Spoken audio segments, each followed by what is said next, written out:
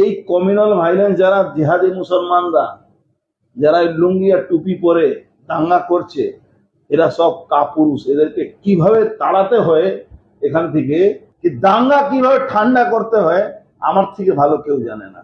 এই পুলিশকে বলুন, আমার থেকে ট্রেনিং নেই। এরা কোনোদিন দাঙ্গা ঠান্ডা করতে পারে না। এই কাপুরুষদেরকে না মারলে দাঙ্গার জীবনে ঠান্ডা হবে।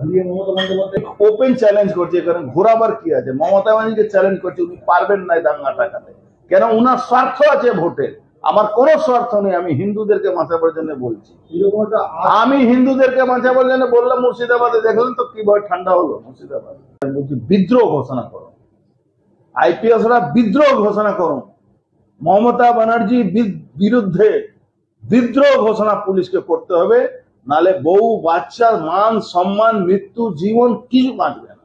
আমি হিন্দুত্বকে বাঁচাবার জন্য মহেশতলা সমস্ত হিন্দুকে সাপোর্ট করার জন্য বলবো।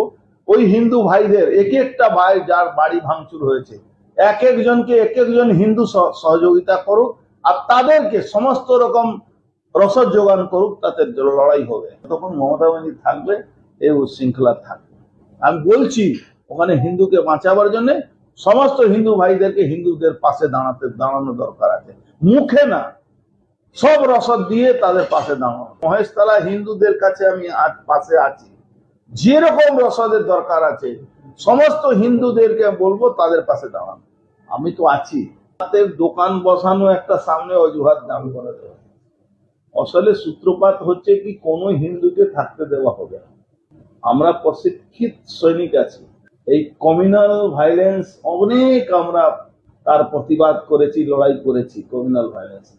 কমিউনাল ভাইলেন্স কি করে ঠান্ডা করতে হয় অর্জুন সিং ভালো করে জানে। এই কমিউনাল ভাইলেন্স যারা জিহাদি মুসলমানরা যারা লুঙ্গি আর টুপি পরে দাঙ্গা করছে, এরা সব কাপুরুষ। এদেরকে কিভাবে তাড়াতে হয় এখান থেকে দল এই ব্যাপারে চিন্তা করুক। বাঙালি বাংলার হিন্দু কবে হোশ আসবে। থানার কাছে হয়েছে এই ঘটনাটা, রবীন্দ্রনগর থানার কাছে হয়েছে, 100 মিটারও নেই। ইভেন থানার সামনে যে মন্দির আছে সেই মন্দিরটাই ভাঙা হয়েছে। তার মানেটা কি হচ্ছে? তার মানেটা হচ্ছে কি, পশ্চিম বাংলা জেহাদিদের হাতে চলে গেছে। আনসারুল বাংলা যে স্লিপার সেল সারা বাংলা ছড়ে গেছে। বাংলাদেশি জিহাদিরা রোহিঙ্গারা যেভাবে পাকিস্তানের চররা থ্রু বাংলাদেশ এখানে এন্ট্রি নিয়েছে মমতা ব্যানার্জির তত্ত্বাবধানে, অনুপ্রেরণায়। মমতা ব্যানার্জি ববি হাকিমের অনুপ্রেরণায় পাকিস্তান প্রায় হতে চলছে।